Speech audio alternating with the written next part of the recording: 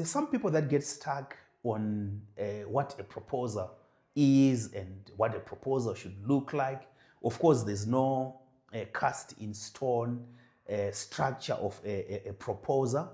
But I think the most important thing when you are developing a proposal is that you are asking yourself three fundamental questions. The first question is the what question, which is, of course, always connected with the where question, right? What is the study about, right? What is the research problem that informs your inquiry or your study? What are your research questions? What are the key questions? Or what are the assumptions? Sometimes people would say, what is your hypothesis? Especially if you are doing a quantitative study. But of course, if you are doing a qualitative study, the question is, what is your assumption, right? What are the assumptions that you have about the phenomenon that you are interested in? What are your questions, right? What is the focus of your study? So in a research proposal, normally this what question is always connected with the where, and it's covered by one, the title of your project, and then two, your introduction, and then also your background, which might also be part of the literature that you engage with in your proposed study. So your introduction, you are introducing what your study is about, and you might also need to reflect on where is this study being conducted, right? So you might be interested in, for instance, asking questions about COVID-19 and how it affected teaching and learning. So the title is part of the what question. What is your study about? So you would then say, my study is about the COVID-19 pandemic and how it affected teaching and learning. But other people would be interested in understanding, where is this study being conducted, which becomes your case study. And you might choose maybe a specific university. Then you need to provide a background. And that background tells us about what your study is about.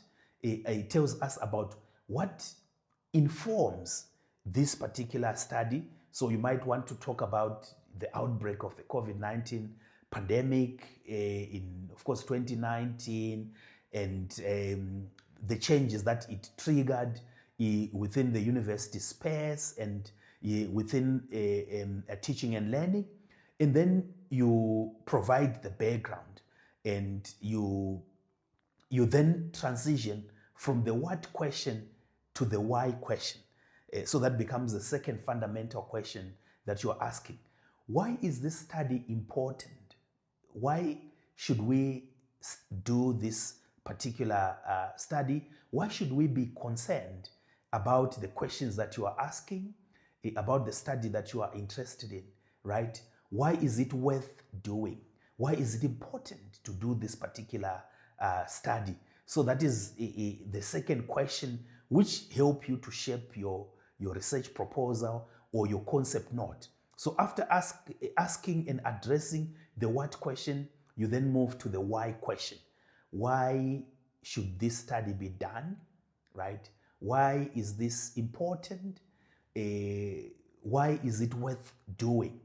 And the why question, in most cases, is addressed through what in the proposal is referred to as your research statement of the problem. Sometimes other people would also emphasize on the rationale or maybe justification of the study.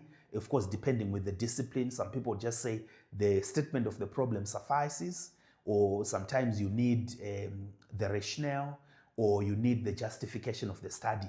This is where you are trying to address the why question, which is part of the proposal. Why is this study important? So your statement of the problem, you highlight to say the COVID-19 pandemic triggered multiple changes with regards to teaching and learning, and affected the ways in which teaching is done within university spaces, as well as reconfiguring the pedagogical practices within university spaces. Of course, you might emphasize also how it widened inequalities, the digital divide when it comes to teaching and learning, and how other students without access to mobile phones, without access to laptops and the internet, maybe were significantly affected in their learning. That becomes a statement of the problem to say, so why is it important to do this particular study? Then the how question is the last fundamental question that you are asking yourself when you are developing a research proposal. How is this study going to be conducted, right? How is data for this study going to be conducted? How are people in this study going to be recruited? And how is the data going to be analyzed, right? So this is where you talk about your philosophy of research, and that is your philosophical assumptions, whether it's your work is interpretivist or is positivist. So you are making ontological and epistemological as well as methodological assumptions and reflections about your work. So this is in the proposal where you talk about your philosophy of research.